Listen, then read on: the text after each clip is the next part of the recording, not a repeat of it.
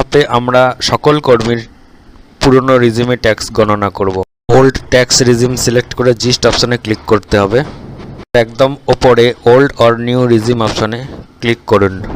আপনারা দেখতে পাচ্ছেন এখানে ট্যাক্স ক্যালকুলেশন শুরু হয়ে গিয়েছে। যতক্ষণ এই ট্যাক্স ক্যালকুলেশন চলবে অন্য কোথাও ক্লিক করবেন না বা অন্য কোনো কাজ করার চেষ্টা করবেন না, তাহলে ট্যাক্সের গণনা ভুল হতে পারে।